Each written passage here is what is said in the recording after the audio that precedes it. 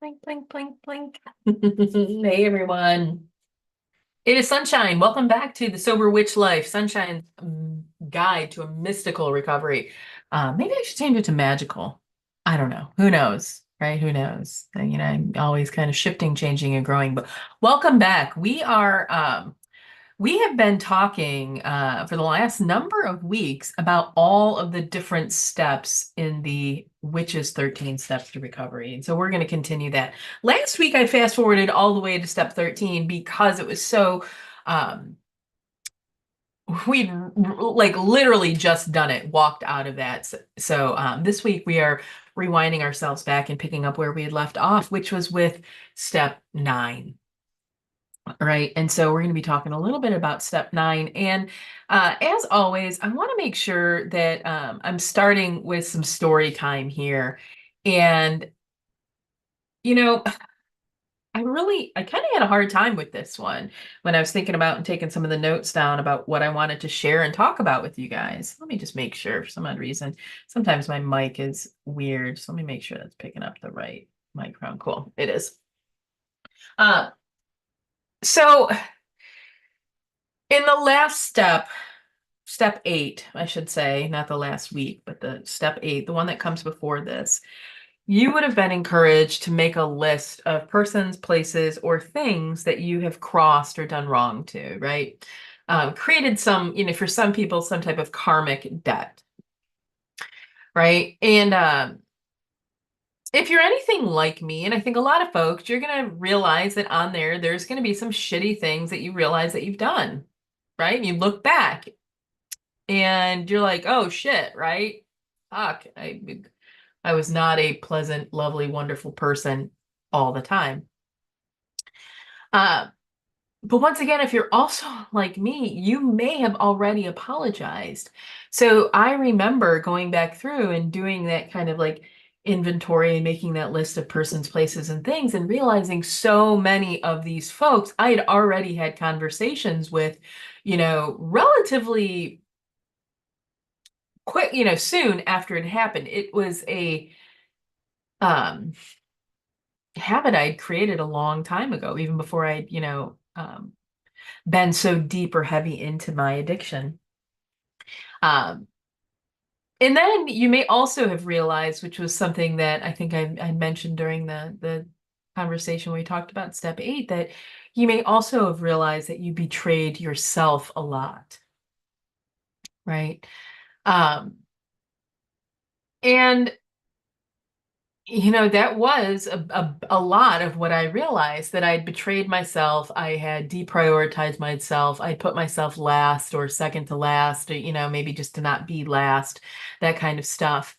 And, the reason why it was so hard for me to kind of like sit and talk about this, and even when I got to like writing this step, I really hesitated because there are a lot of folks within the traditional AA programming that speak very highly of the potency of this particular step, right? And I look back and I think about, you know, once again, the traditional 12-step programs were created from a masculine perspective. They were created by men, right? And I think about just the gruffness of that toxic or unhealthy masculine energy kind of creates a lot of, I think, more room for what I would say is a healthy apology. And so a lot of people speak very highly of this particular step and encourage you to continue to do it.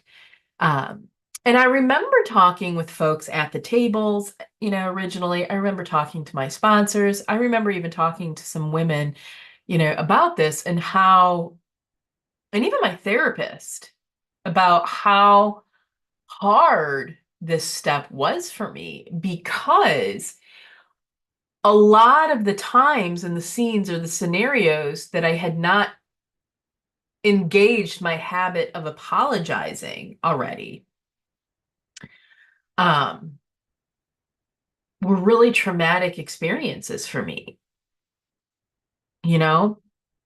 Um, And so the commentary that comes back is that you should do this in person or to the person, so to speak, as long as it's not going to inflict pain or suffering, cause hurt or harm again, right?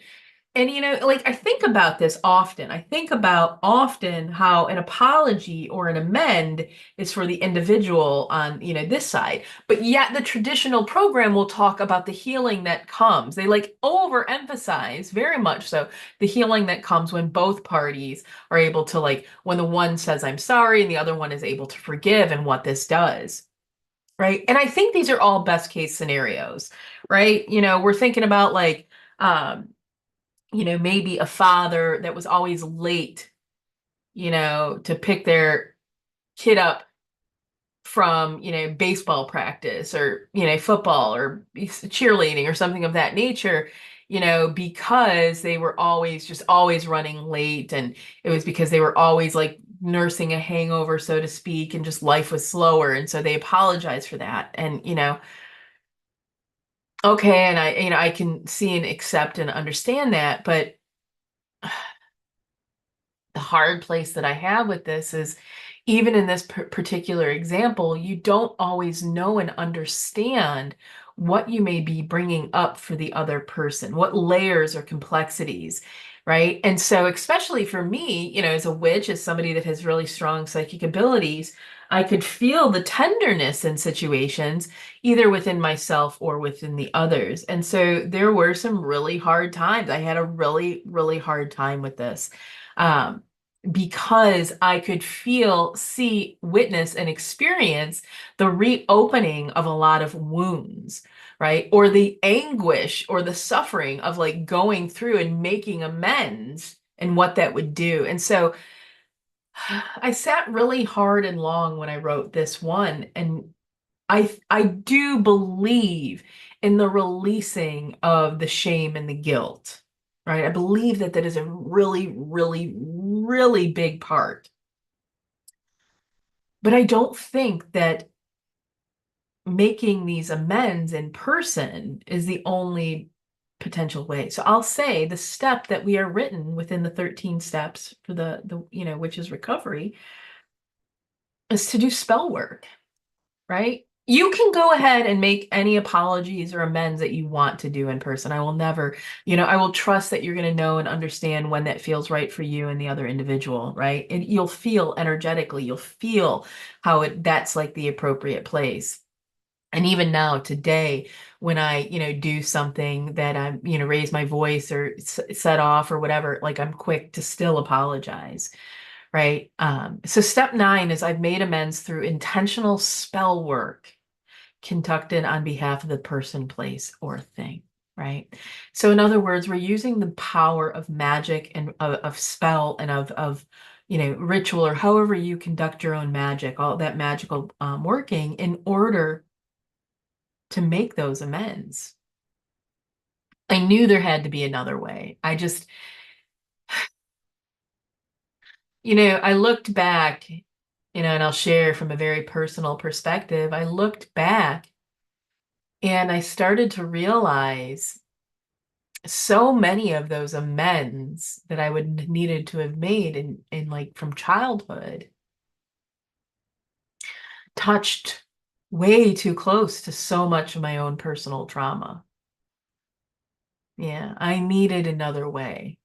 I needed another way. I did not want to re-traumatize myself, re-trigger myself, or continue to hold on to the shame and the guilt when I knew energetically within my own self that there were certain things that I couldn't do, and I don't believe that life is meant to take us through pain and suffering, right? I actually believe that we're meant to like be outside of that. So, yeah, step 9 is about doing intentional spell work to make amends.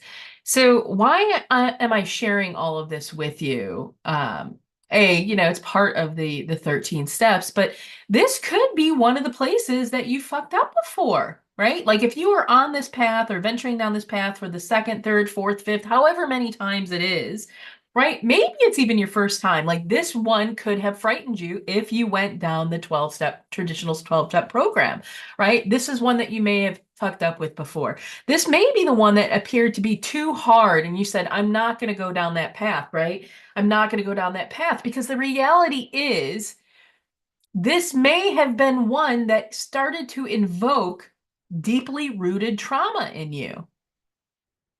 The reality is, traumatized individuals are not always going to be capable of personal amends without re traumatizing themselves, right? Is if you did a lot of the actions that you did, not just because of the addiction, but also because of all of the trauma, right? You were trying to keep yourself safe. It's not always going to be easy. So there had to be another way. This is why I'm sharing it with you, is because if you have already effed up because of this particular step, or you've avoided staying on the road of recovery because of this step, there's another way, my dear friends. And my guess is you want a better way. You want to stay in recovery. You want that beautiful life. You want the promises that have been made to you. And you want to continue to work this path. And the way that you're going to do this as a witch is to do intentional spell work. And that spell work can be in whatever way, shape, or form that you so desire. I do a lot of mine through prayer and intention, right? I set a lot of beautiful intentions. I set a lot of prayers for people. Still to this day, pray for folks that are suffering. Um, which now reminds me that I did not do some of my stretches this morning. I a lot of times will say some of my prayers while I stretch, and I didn't do that this morning. So I'll do it later tonight.